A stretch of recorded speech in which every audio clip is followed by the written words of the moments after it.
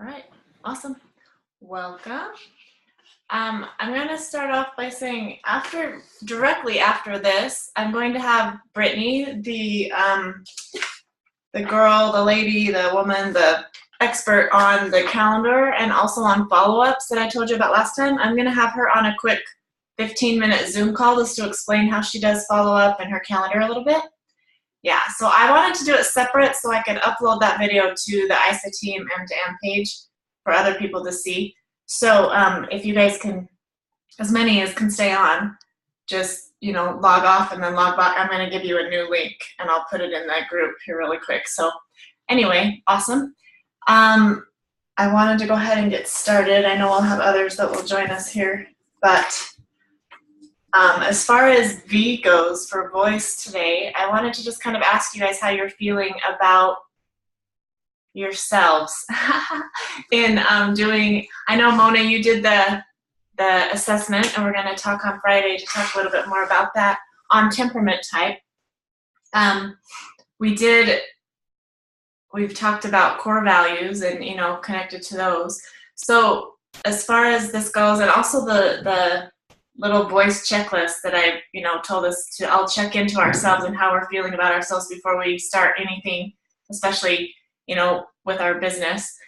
Are you doing that, number one, and is it helping at all in increasing your confidence? Is anybody feeling a little more shaky, a little more self-aware, maybe not necessarily in the most confident way ever? Is anybody feeling more insecure than before? Anything like that? How are you feeling with it, Mona? I don't think I'm becoming more insecure as I start to think more and more really about my 30-second story. I start to realize that my story is other people's story. Like, it's exactly my story. Like, all the details are my details, but the story in general, connects with other people. Like, Laura and I were actually just on a call, and we were talking about events and fundraising, and I told her where I finally hit my rock bottom was after a year of events and a year of running myself ragged. And she said, that's so crazy because I've got this friend who kind of is feeling the same way.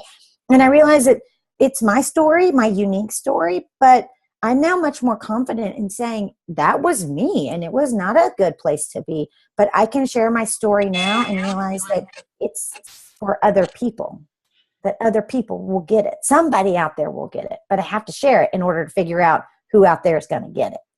That is awesome. So one of the things that I have learned over and over, and it has taken a little bit of time. The first time I heard it, it made sense. The next time I heard it, it went deeper, but it's not about me, really. When I'm making everything about me and I'm thinking about myself and how am I going to look in front of other people, that causes a lot less self-confidence, a lot more like self-consciousness, really. And then I'm so worried about doing it right that I don't do it right. But when I realize that I'm sharing my story for the benefit of other people, and when I'm being vulnerable for the benefit of other people, and I'm being myself for the benefit of other people, I think less about myself, and that leads to more confidence almost naturally, right? Is that kind of what you're saying? As you've been practicing your story, you're realizing, wow, this can actually connect with other people and help people, right? Absolutely. The more that I take down that barrier of being not necessarily perfect, because I know I'm so far from that, but being how I think everybody should view me. And I just shared, this is what I went through. I can't cleanse because I don't have a good relationship with food right now. I was rock bottom because I ran myself ragged. And those things I would never have shared with other people because they were like my little secrets, and they were my vulnerabilities, and they were showing how not strong I am. But once I realized, other people are right there with me, and I can help other people because I'm not in those dark places anymore. I have figured out how to get out of that cave. And I can now help other people get out of the cave if I realize what cave they're in. Yes, awesome. I love that. And by keeping those little secrets, we're feeling like we're secluded. We're feeling like we're alone. I'm the only one that has a bad relationship with food. So I better not tell anyone because they're going to think less of me or whatever. Then you realize, probably 95% of the population has a bad relationship with food on one level or another, because there's so much attention on physique, and every checkout counter you go to, you're surrounded by half naked, women that have perfect bodies and that have been airbrushed and photoshopped and whatever else, right? So, when we start to realize that, then if I can share my story, then somebody might see me as one way and like, wow, you too, and then you connect all of a sudden, and then so that right there is the power of vulnerability. That's awesome. Thank you for sharing that, because that's exactly the point. So awesome. When I back before I started any of this work, I was extremely self-conscious. And I used to think, one thing, at least I'm not vain. At least I'm not conceited or whatever. Yeah. And then one day it just hit me. It must have been the spirit that just said, excuse me. If all you're thinking about is yourself, whether you're thinking about yourself in a positive way or a negative way, if you're thinking about yourself, that's vanity. And I'm like, oh my goodness, I might be one of the most vain people in the world. And then it just started to change the way I looked at things. And then I did the color code test, and the yellow, I'm like, I had no yellow. And then I'm like, well, when I took the test, I had a sliver. And so I just went to see, what that sliver was. And then it said it was on the weakness side, and it was vanity. And I was like, wow. So anyway, it's all about how much we think about ourselves compared to how much we realize that it's not about me, it's about other people. And if I share my story, I'm going to connect to so many more people, because nobody's perfect. Everybody has secrets. Everybody has shame, I guess is the way some people put it. And the more we talk about it, the less that the shame is there and the secrets are there. And we just become people, and we're there to help each other. And that's the whole point, which is what we have such a gift with Isagenics. With, not only are we helping people feel better, we're helping people feel better about the way they look as well. We're helping people feel better in their minds about themselves. And we're improving, financial situations if people desire that as well. And we're improving health in every category of wellness, which is fantastic. So I love that you've tapped into that. I'm curious if any of you, have you created a routine? Like, okay, I'm going to check in with my voice before I start. Have you done a routine? Like, how do I feel about myself right now? And then how do I, increase that by, either a power pose or by music or whatever it is that you do. Have you guys come up with a routine or a power voice move in the morning, or not, I guess not in the morning, but before you start your calls and everything like that? I did, let's see, Heather. I did when I was feeling more human. Heather, when you are brand new pregnant, life kind of changes. So that's where Heather is right now. A lot less energy. Do you feel though, Heather, you've got your video off, so you might not feel like sharing what you did do? You can chat it in the chat if you don't feel like coming on.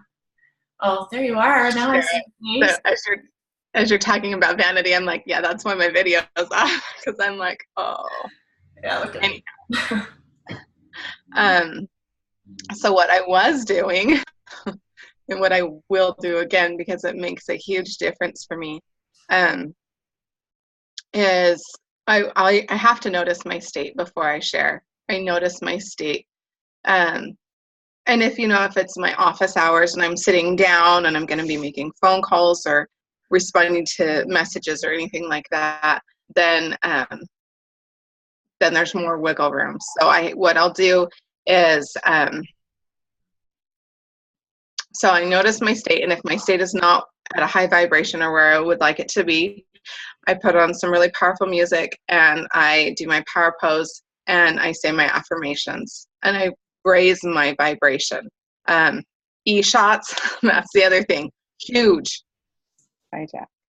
E-shots were huge for helping me get where I desired to be. And then I would be good for my, I usually had blocked out 2 hours of time. And so I'd be good for my 2 hour time. And it made a really big difference. If I am there talking with somebody and it's just like all of a sudden they're right there, I'll tune in real quick with my state. And if it's not where I would like it to be, there are still little things I can do, like my power pose. Even if it's just like that real quick, which I have a new one that I pretend like I'm wearing high heels. So I'll just like stand on my tiptoes, and that changes my posture and that helps change my vibration and my attitude. So that's something real quick and easy I can do if I'm just right there and nobody knows what I'm doing. Awesome. Yeah. I love that. And, just those little simple things, because we're thinking about what it means to us, right? Which changes, it's changing the thoughts, and then our body is responding. David Wood just says he takes his, I'm not standing, but he has his fist at his side, and he just kind of squeezes and twists, and he's just like, what does he say? Bring it, or something like that. And just, that's how he does it before he gets on stage or whatever. And, so I kind of do something similar, but I just go into mountain pose. I just, put my shoulders up and back and take that deep breath, and it helps me to stand tall, and all of a sudden I'm open. Because remember, so I'm checking in, how do I feel about myself right now? And, do I do I am statements, or turn on the music and, move or whatever? For openness, is my body open? Am I hunched over? Am I slouching? If I'm sitting in a chair, am I slouched over, or am I up? Am I open? Opening up your body really makes, and I didn't believe it for the longest time, but it really works. When you're open, your heart's open, you're sharing your heart, and you're receiving it as well, and it's really powerful. And then so I'm really curious about the intention. Just remember, do you guys check in and say, okay, why am I doing this right now? Is it just on my to-do list? Is it because I feel like it's what I have to do? Or do I remember my why? Has anybody really connected to what your why is, and remind yourself every day before you start your calls or whatever it is that you're doing? What is my why? Does anybody want to share that? Just remembering, why am I doing this every day? Because that helps me. There's some days I look at my calendar and it is back-to-back booked. And I'm like, oh, what have I done? I'm not feeling it today. And then I do the whole thing. I go downstairs and I get my dance on and da-da-da. And then I come upstairs and I'm like, okay, why am I doing this? Oh yeah, because it's my passion, seriously, to help people to feel better about themselves. That is my passion, because it has changed my world. So, okay, yes. And also, why do I do it? Because every time I talk to somebody, I get happier. I get excited. I just go on fire. And I'm like, oh yeah, that's why I'm doing it. And so then I'm like, okay, let's do this. And I get on a call and I love every second of it. And my day just but when I start and I don't, I hunch over and I stay in my sweats, and this is exercise. But some days it's not even that, just my hair's everywhere and I'm in my sweats and I'm just hanging out. Like, oh my gosh, I don't feel like doing this. Everyone can tell, so there's just a difference. And it's just a quick, check through. Oh yeah, why am I doing this? And then that helps me to clear out my energy, to get rid of all the negative stuff. Like, I'm tired. That's okay. I just pop an e-shot. That's good. Whatever. And then I just express it. I start being that thing that I want to be. I want to be instrumental in helping people to feel better about themselves. That's what I want to be. That's what I feel called to do. And so when I start being that, by feeling better about myself, then I start off. So I go through that voice checklist several times during the day. So just a reminder of the power of that. So moving on to O now, if there's no other comments or questions or anything about that, real quick. Okay. Moving on to O, the openness, wants, and fears worksheet. How I saw Mona said that she's struggling with that a little bit. Is anybody else having some struggles? Or has anybody done it and noticed anything from it? Laura, I think I saw you unmute. Well, I just haven't done it. As you know, I'm a little bit behind, so I'll just be real on that. But I didn't want to not be on the call, even though I didn't do my work yet.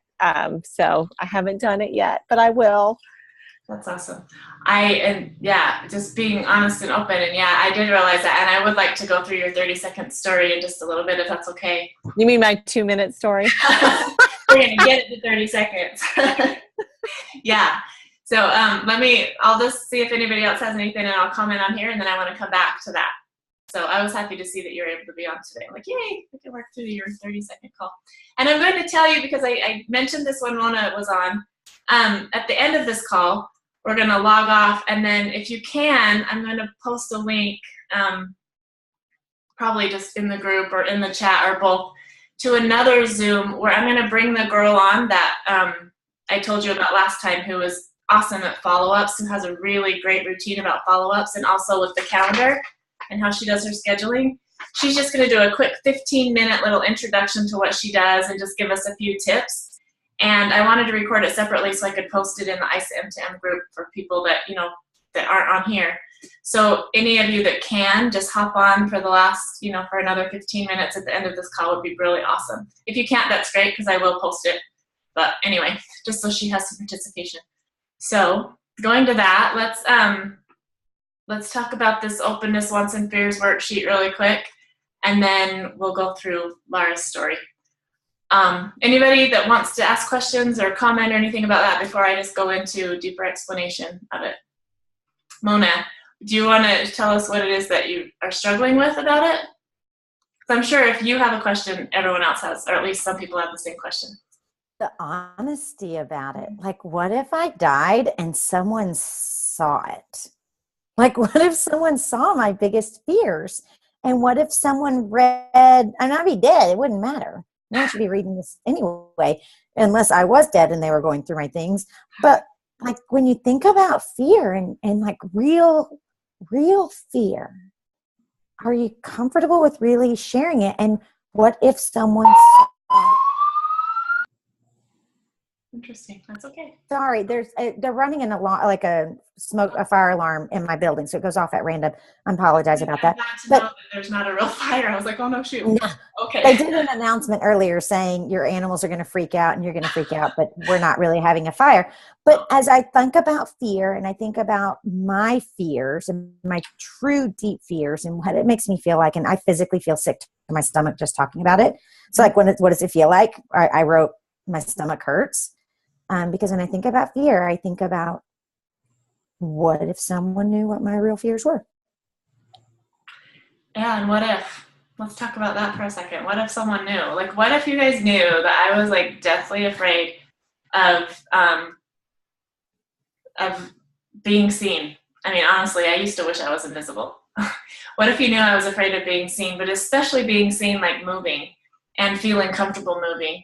So I've been working through, that, and I've come a long way. Like, I dance every day now, and I still do it in my basement. My son walked in on me yesterday, and I almost had to come apart. And then I remembered, oh yeah, it's okay. It's okay. But what if, one of my visions of, see, and just to tell you, I mean, and there's a lot of things. I'm so open about almost everything. Like, you guys see that in my videos, and a lot of times I cry in front of people. But every time I go to a David Wood event, UIA or whatever, he has you get up on stage and dance. And he's always like, leaders go first. And if you're a leader, get up here and dance. And I used to wouldn't. And now we got to a point where I would, but I'd stand behind everybody and I'd just copy everyone. And then and I would barely move, but at least I'd be up there. And then the last time I actually went up and I was like more on the front row, but I still felt, I barely was moving. I have things, I do at home, I'm starting to move bigger. But one of my visions of, and I have to check in all the time because I have to remember, why am I doing this? Am I doing this for everyone else to see? Or am I doing it for myself? And for me, it's kind of both. I'm doing it for myself, but if I can let people see me move like I do in my basement in real life and not just on video, to me, that feels like I've overcome that fear of being seen in a huge way. And so I picture myself like, okay, I'm going to be at UIA and I'm going to be the first one on the stage. I'm going to actually lead out in a dance that, I'm doing, and I'm not going to feel embarrassed about it.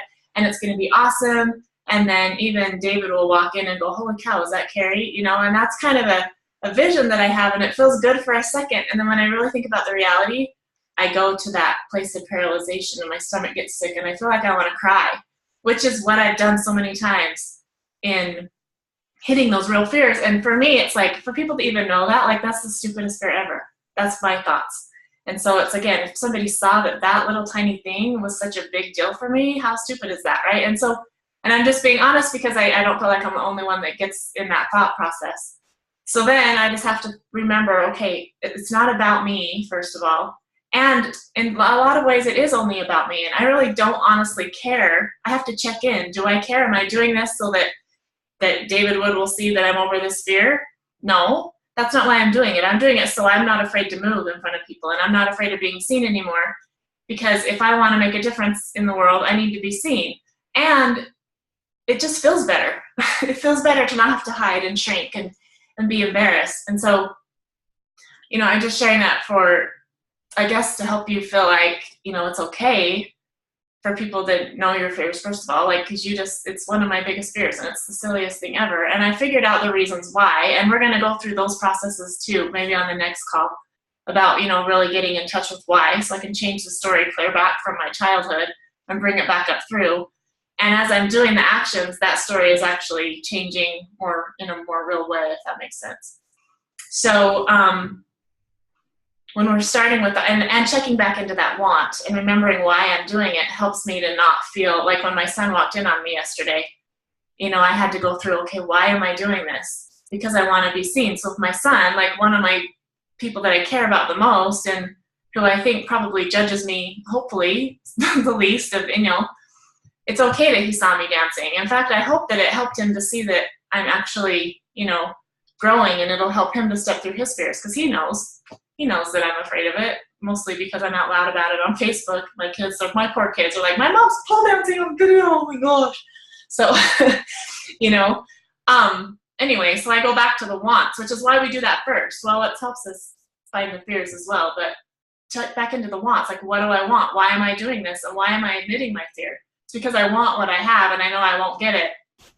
I mean, I know I want what I want, and I won't get it if I don't go through the fear, right? So that's why the worksheet is a whole process to kind of help us check back into the bigger fear, I think, than the fears that you listed, is being seen and having people know about those fears. And I don't feel like we're alone in that. For people to know that we're not perfect, or that we don't have fears, or that our fears aren't real, which they all are real. I can be afraid of dancing. Somebody else can be afraid of loud noises, and their reason is because they, maybe were stuck in a fire when they were kids, and what I mean? And there's like, oh, they have a real reason to be afraid. I have zero reason to be afraid, but I'm still afraid. So to me, that made my fear stupid. But the reality of it is, every fear, we all experience it the same way. It doesn't matter where it came from. It doesn't matter what it is. The emotion is the same, and it affects us in the same way. So stepping through and doing that is going to help us overcome the fear and get in balance with that emotion, and help us actually to have the life that we want to have. Does that make sense? And does that help at all? Like, is there what is a want or two? How is it coming up with your wants, first of all? Was that hard for you? So it started out pretty shallow. Like, I really want a massage regularly. I really want some more self-care time and money for it. So like silly ones, I really want soft hair. And then it became, I really want. Sorry. I really want my marriage to last forever. I really want to feel valued. It became serious. Like, what do I really deep down with all my heart and soul want? So, and there's still both. Like, I want food delivery, but I really want long-lasting friendships with my soulmate, who is my husband.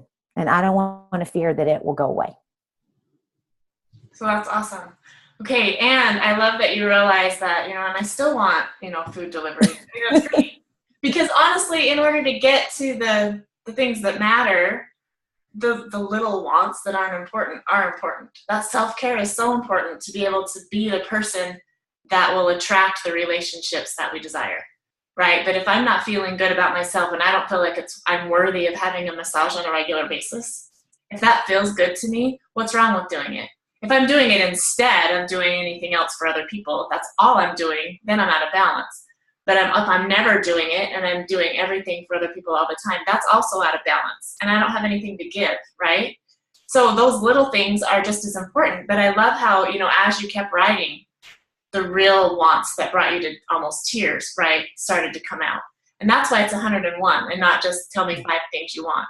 And honestly, 101, did I already tell you guys this? It was like hard for me until I said it out loud, and it was like, okay, do 500 then. And I was like, I just told you 101 is hard, and now you're telling me to do 500. And so then I'm like, well, I got to 150, but 500 is really hard. But I never knew I could get past 101. And he's like, okay, if 500 is hard, do 1,000. I'm like, okay, point, I get it. I'm not going to complain anymore. Just do it. And it's going to lead you to those deepest things. So out of all the ones you listed, Mona, was there one that you chose at the time, like the one you want the most right now? My marriage should be strong forever. Okay, your marriage to be strong forever. Awesome. And did you write that on detail and really get clear No, about what that meant? No? I just wrote it on the list. Like it's like embedded in. I want food delivery. I want a massage. I want my marriage to last forever. I want. It's like hidden. You got to dig. And so that's the thing that's bringing like fear. Like if I want this, what's the fear about it? Do you know? Like, are you willing to share with us? It's the alone thing. If you don't have that, then you'll be alone, or? Yeah. If I don't have a marriage to be happy and healthy forever, then I'll be alone, and that would not be good. I don't want to be alone. Okay. And that's, we're not meant to be alone, right? So that's a real live basic human need, right? So it's not anything shameful at all. It's actually really beautiful. And the fear of like having it be seen, does it have anything to do with, well, what if he doesn't want the same thing? Or, what if it doesn't work out and I let it, is there any kind of what if that comes with the fear of that? Oh, absolutely. Yeah. There's the two sides of the spectrum. There's the, what if everyone expected us to be great forever and we let all those people down? Because they view us as, if they're making it, they're good. There's hope for a good, long-lasting friendship that turns into love, that is a balance of friendship and love and romance. So if we ruin that dream for a lot of people, if for some reason it didn't work.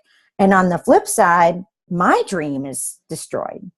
My dream of true love and partnership and being worthy and good enough to be with this man forever. Yeah. That's so real. And I also believe that's so, in my own experience, in my own belief, that's really a common thread. It might look different on the outside as far as what they wrote down for their want, but that rejection and that letting people down thing is real with all people. And one of the reasons is because our basic human needs are love and belonging and to know that we matter. Like, those are real live. We have to have those in order to flourish as a human being. So love and belonging takes risking. And it's defined as safety. If I know that I'm loved and I belong no matter what, I'm safe somewhere. And so with my, my spouse or whomever it is that I'm choosing to have a relationship with, I have to know I'm safe to know I'm loved and belong. And that means I have to avoid risk and always just stay in my comfort zone and stay really small? Or does it mean that I have to lean in to risk to find real safety? If we avoid risk, that's actually the opposite of safety, because we're not, we don't know. We haven't built this solid trust because we haven't given the other person the opportunity to prove that they're trustworthy. That's one reason. So leaning into the risk of things is where true safety comes from, which means if I tell people, that's just one, if I tell people that's what I want, if I tell my spouse that's what I want, and he's not willing to go there, then I've just risked everything. I've risked my heart. I've risked my vulnerability. I've risked my, my whole self in letting this need be known. If I stay safe and don't tell anyone, then if it doesn't happen, then it's not so bad. But honestly, by not risking, what you're going to do is you're going to worry about it. You're going to fear about it forever. And even if it never happens, even if your marriage does end up being forever, you will have lived the fear of it anyway. So it's almost like it happened. And if it does happen, it's happened twice. Or maybe it's happened a million times because it's happened every day for your whole life. And then it does happen again, right? So anyway, sorry, Jeanette, thanks for joining us for a little bit. Bye. And 95% of all the things we fear never happen anyway. That's the statistic. And then out of that 5% that does, 63% of that isn't as bad as we thought it would be. So, and that's just a statistic that's like, why am I worrying about so many things, right?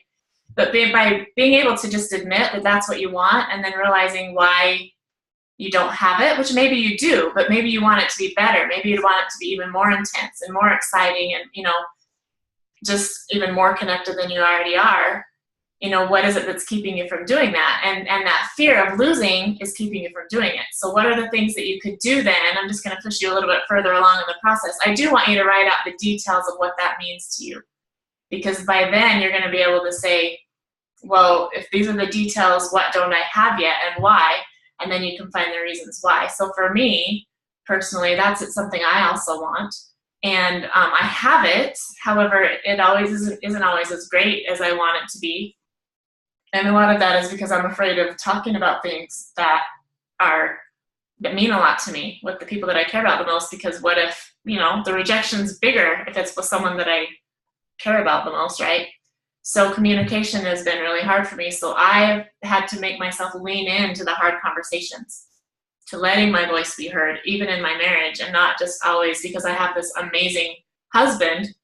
He doesn't always have to run the show either, so by me being able to speak my voice, that is probably one of my scare, on top of dancing and moving, that's probably even more scary for me, is having those conversations, not just with my husband, but with my kids, so all of that kind of stuff. And so I have to do it, especially at the times when I'm like, I don't want to talk about this. I don't want him to know how that made me feel, or so I'm just going to keep it to myself. Those are the times when I have to take the time and have the conversation. And every time I do it, it's way better than I thought it was going to be. And my relationship is strengthened, and it's more beautiful, and it's more open. And so but most of the time, I used to go this way. Nope, I'm not going to talk about it because I'm just going to make them feel bad, or I'm just going to, and I just go into all the reasons why I'm not going to. And so it's really important that we do these things, and we don't have to do them all at once. That's the other thing that's important. It's just one little thing at a time. And that's why I've turned it into doing something every single day that scares me, every day. And sometimes it's the same thing over and over, like dancing or wearing my hair up or whatever, every day until I feel okay about it. And then I might move on to something else. So does that make sense? That's what the worksheet's about. To me, that's the core center of being able to really speak your voice. And so if it has to do with business, if I really love this product and I really want to share it, and if I share it with this person, they're going to either think I'm stupid, or they're going to see me as, maybe they'll like the product, but they won't want to be with me, so they're not going to join, and then they'll find someone else down the road that, and then I'm going to feel really bad because, so I'm just not going to talk to them, right? And we just talk ourselves out of it. So by being brave enough to first come up with the 30-second story, and then to practice it over and over, and then ask someone to listen to us practice it, and then actually sharing it with people, especially the people that we don't want to share it with, because what if they reject me? What if they laugh at me? What if they, whatever? And doing it anyway, that's where the magic happens. That's where we start to collect all those no's to find the yeses. Every single leader in this company has had, they maybe talked to 5,000 people, and 250 have actually enrolled with them, personally. And out of that, they have maybe 2 leaders out of that 5,000 people. So if you think of it that way, then wow, I've got, 4,750 no's to go through to find my 250 yeses. So when you look at it like that, I'm like, yeah, let's go for those no's, and you just get excited about it. So leading that will lead us into Laura's story here. Laura, I was listening, and what I took from it is that you've always been a dieter because as a kid you weren't necessarily physically fit. Correct. Okay, and so what age was it that you decided I'm going to start dieting and I'm going to start exercising?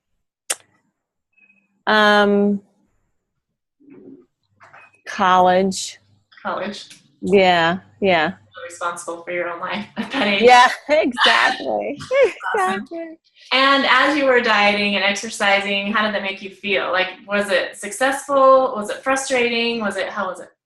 It was frustrating. Frustrating? Because I was like, I'll do all carbs. Okay, let's do all carbs. I'll do no carbs. It was like one of those things where I was always frustrated with it. But I just kept doing that and going to step aerobics. Do y'all remember step aerobics when that was all the rage, right? So doing that, but I mean, and that was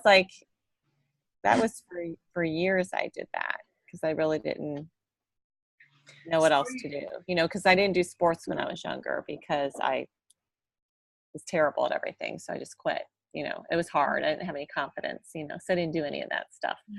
Same, honestly. Yeah. And so before Isagenix, you were a frustrated dieter. Would you call it that way? Would that be a good Um, or what would you? I would say that, yeah, I just didn't really have find my way as far as how to eat really well. So I was a frustrated dieter, but I also turned into an athlete in my 30s. So I, did triathlons, half marathons and all that. But so much of it was just so I could maintain my weight, because it's all back to the body image thing. Right. And so I worked so hard, and sure, I did get a little healthier and a little leaner, but I was just really just never arrived. It will never arrive. I mean, I'm almost 50 now, and so I get it, Yeah. But so I would just kept exercising, and there wasn't really a ton of a change. So, and I would always, even though I was doing all these races, I was always finishing at the end. And I would be like, that's great, that's fine. But in my heart, I was like, gosh, I really wish I could do a little bit better.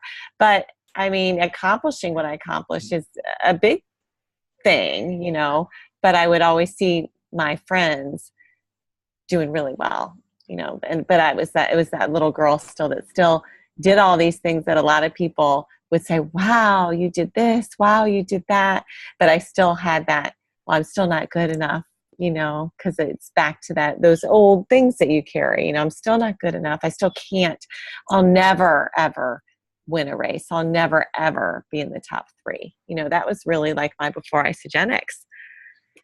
And then that's when, after I started using it, my friends were like, are you lifting weights? I'm like, no, I've never lifted weights in my life, so then the change started to happen. Okay.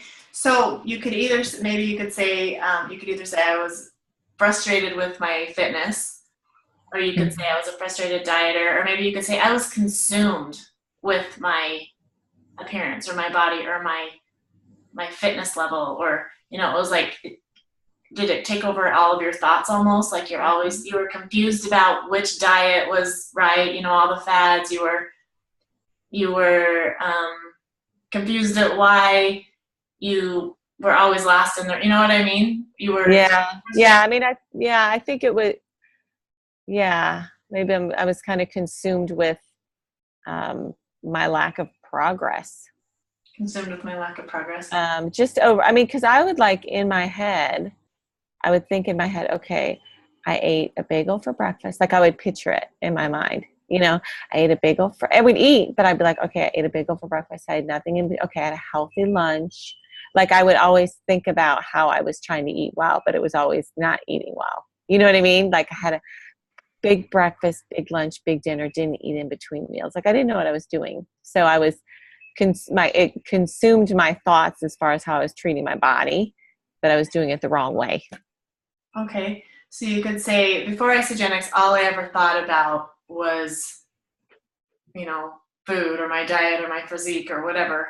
Or you could say, frustrated. I'm just trying to find the one that resonates with you. Before I know. all consumed with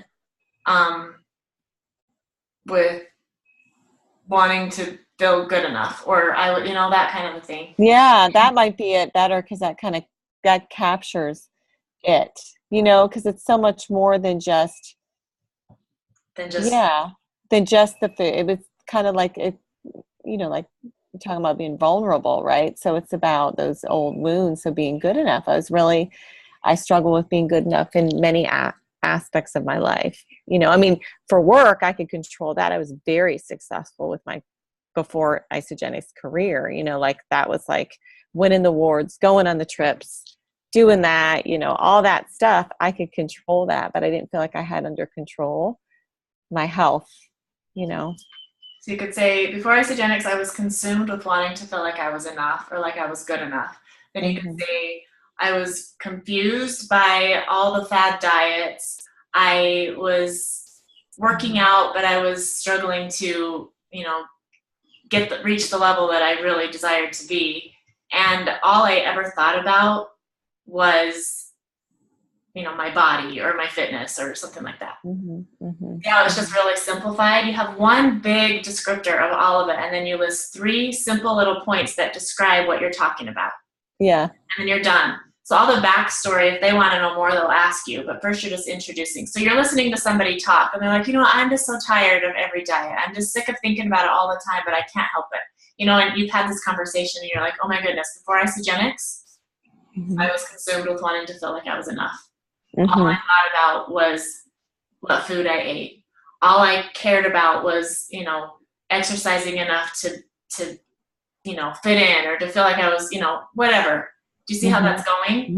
Yeah. Yes. Consumed every thought. I found Isagenics. I was introduced to Isagenics by my friend Michael Lance, and I've been using the products now for 6 years. And as a result, I now see them, I don't have to worry about what I'm going to eat anymore. I know I'm getting good nutrition. I'm seeing the results of my physique that I never found with all the working out that I've done since I was in college. And I actually feel really good about myself. Done. How that goes? Love it. Yeah, and now I am passionate about sharing this with other people because it's just so much easier. Done. Right? So I would encourage you to listen to this video and to use that template that I attached in the thing and to come up with the one that works for you. But just keep it simple like that. You can either just do one word or just a short little phrase to describe each thing. So before Isagenics, I was, Yeah, I love that. Yeah, and then just 3 points to explain that. I met Mike. I've been using it for 6 years. Just done. And some people would say, well, I met Mike, and he was like my CPA, and then and that doesn't matter. It's just I met my friend. I was introduced to Isagenics by my friend Mike Lance. Done. Stop. I've been using Isagenics for 6 years. Stop. And as a result, and then you address everything that you talked about in the beginning. You address each one of those points. So instead of consumed with wanting to feel good, now I just feel great all the time. The confusion is gone. I don't have to worry about what I'm eating. I know I'm getting great nutrition. I'm not frustrated with my physique because I'm starting to see results, and I'm free to think about other things that matter to me, right? It's just so listen to this and just kind of come up with that and then repost it. No, okay, I will. I love it. I will repost it. You'll hold me accountable. Okay. No, that's awesome. Thank you. I'm excited. You're welcome. You're welcome. And I'm excited to hear it. Awesome. All right. Let's see. We have 15 minutes before I'm bringing Brittany on. So I want to read Heather's comment.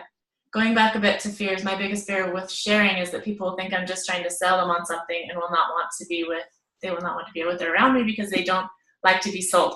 I want people to know that I genuinely care about them. That is awesome, and that's so common. I'm glad you brought that up, Heather, because when we approach it as, I go through my voice checklist, and I'm like, what's my intention? To sell Isagenics. Well, then I'm going to go with the intention, number one, I'm afraid that they're not going to like me because I share it, so that's going to be in my brain. And my intention is just to sell Isagenics. My intention is to be a rock star and to get the most enrollments this month in my whole team, and to be able to get on the cruise. And so then you're going to be looking for people to hunt, and you're going to come with that intention, and they're going to feel it.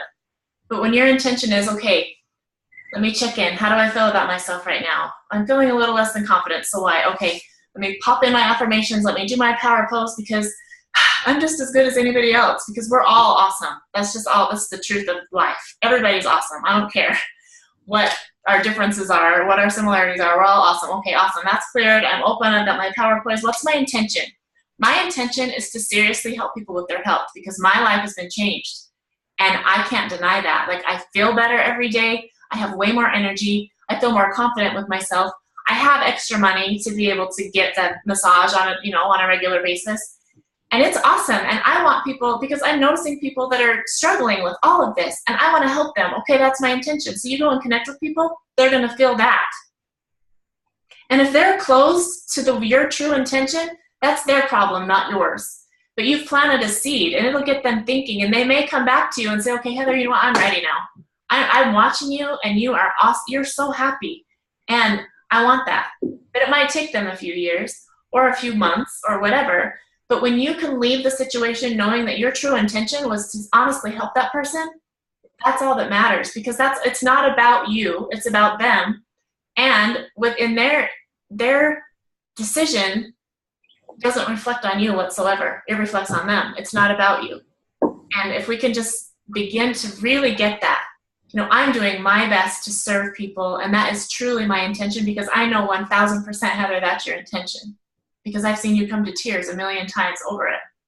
And when you just let yourself stay there instead of going back to, but what if? Heck with the what ifs. If we can just, what do I do to get out of the what ifs? I'm like, well, what if? And then just go back to, but this is what my intention is, and just get back to your intention every single time. Get in your power pose and just know that your heart is in it. And that's your, you know, and then you can just go and share. You're unattached to their decision at the time. And for Jimmy Smith, he's like, for me, every no, I turn it into KNOW, and they just don't know enough. So I can either ask the question, is there any other information I can give you to, how do they say it? Is there more information that I can give you that will help you make a decision to change your health? Or is there any information that you're lacking that's going to help you really know whether or not this is for you? Is there information that you're lacking that's going to, if I tell you what it is, then you will be willing to give this a try and to see if it's going to work for you? That's kind of the responses that I've heard Jimmy Smith say that he gives. What information are you lacking that's going, you know, that's keeping you from giving this a try? Because it's changed my life, and I want it to change your life as well. Does that help at all? Yeah? Just keeping with that intention. Just really remember your why every single day, and it will help. And then again, those no's are going to come. Every single leader in this whole company, if David would, or if anybody were to ask them, how many people have you talked to? How many people have you shared Isagenix with? And how many people have you enrolled? It's going to be about 10%, right around there. For Dave and I, it's like been 5%, because we were not network marketers in the beginning, and we were introverted people that we didn't talk to people. So it took a lot more practice. So we went from 5,000 to 250, but most of the time it's about 10%. You talk to 4,000 people, 400 people enroll. 4 people become business builders. And from there, you have an organization of 280,000 people, and your highest paid month is over $100,000 in 1 month, right? So actually, yeah, over 100,000 in a month. So that's pretty awesome, isn't it? So just remembering all of that, and in your voice, as you're checking into your voice, and you might have to do it, like stop in the middle of, like somebody tells you no and they're mean about it. That's not about you. They just must have something in their life going on that's causing them to close off. And so you can go back and check back in with your voice. Okay, this just happened. What does it mean? Actually, I'm not going to even try and decide what it means, because I'm probably going to get it wrong anyway. But chances are that person's hurting. Had nothing to do with me. Check in with my voice. Am I feeling good about myself right now? Okay, how do I get feeling good about myself right now? Am I open? Open my heart. Okay, what's my intention? Why am I doing this? That helps me to clear out the energy, and then just go back to being that person that cares about people and wants to help them. Okay? Does that help? All right, awesome. Okay, clearing. I just wanted to also shout you out, Laura, for your clearing job. I love the fact that you said, this is my homeschooling room and it's my office. Because how many of us, I mean, I've been married 26, almost 27 years. I've had kids. I just barely got my own office a couple of years ago. You know, I always had to double my home space, my family space with my workspace. And that's awesome. There's nothing wrong with that at all. And I love that it's all clear and clean, and you're able to, you know, do what you need to do in that space at that time. So I know Heather's is in her bedroom, right? That's where mine was for years. Dave, when he ran his shop, I did the office work. It was in our bedroom. I had a little corner. And when it was cluttered, I hated doing it. And when it was clean and organized, it was actually fun for me to do. So anyway, we're at 9:20. Do we have any other questions, or let me think. Is there anything that I want to talk about?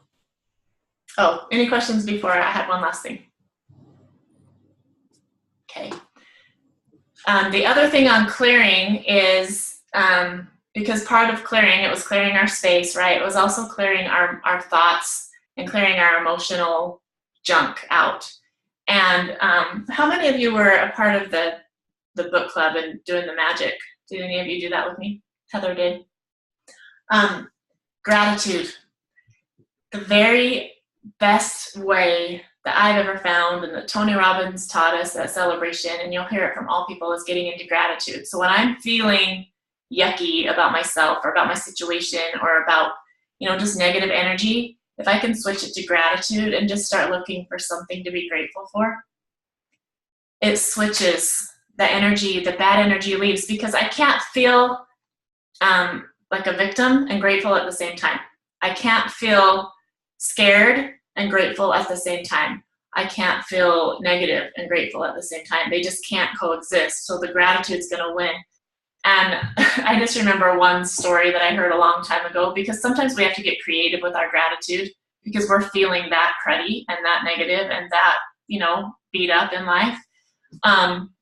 So I was actually in church. They had a Sunday school class about parenting, and they were talking about always seeing the good in your kids no matter what, even if they're acting up, pointing out the good in them and helping them to feel loved by you no matter what. And they were talking about to one mom who was like, honestly, I can't think of anything. Nothing right now is good about my son. And he said, well, how does he breathe? And she's like, he breathes just fine. And he's like, awesome, start there. So her son walked into the room and she immediately went to just like this defensiveness and just like, oh. And she looks at her son and she's like, hi, good breathing today. And she just went and gave him a hug. And they both just started laughing, and it cleared the energy. And from there, it also cleared out all of the stuff that was getting in the way of finding what she loved about her son. And she was able to see him in a different way. So just if we have to be creative, if there's a day that I'm honestly not grateful for anything right now, take a breath. And I have air to breathe that keeps me alive every single day. Like I can live for 3 weeks without food, 3 days without water. I can't live 3 minutes without air. So I have air to breathe all the time. And start there, take a breath, let it run through you, and then your mind will clear and you'll be able to find way more things to be grateful for. And once you do that, then all of the self-doubt, at least for a minute, will just disappear. And you can get into a state where your energy is clear. You can go back through your voice checklist, and then you can just go for it and do this thing, because we have a ton to be grateful for. Just the fact that we know what isogenics is something to be grateful for, right? So that's my soapbox for the day. It's just so good. And if you haven't done the magic, you can either join my group. I read the chapters out loud every day. You don't even have to buy the book. You don't have to read. You can listen to me ramble while you exercise or whatever. You can kill 2 birds with 1 stone, but I recommend that you do it if you haven't done it. It's just 28 days that will change your life. So we just finished yesterday. We're going to start on 40 days to a joy-filled life. We're starting out on Monday, which is also a really great way to clear your energy. Just really looking for ways to be happy every day. So anyway, there's that little plug. What I'm going to do right now,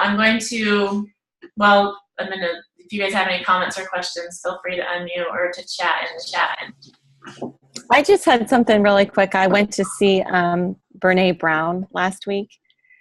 And That's yeah, on the want list. Yay! I know it. I was like, oh my goodness.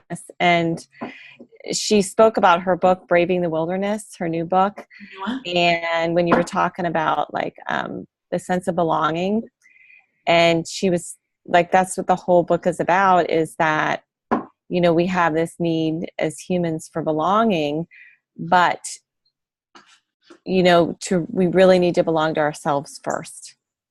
And loving ourselves first, but also it's not just about loving ourselves. It's about loving ourselves enough to stand alone in the wilderness, to do what we know is right and moral. And so it's to truly belong, you have to be able to stand alone, which is so like, oh my gosh. So I've started to read her book, but it's really amazing.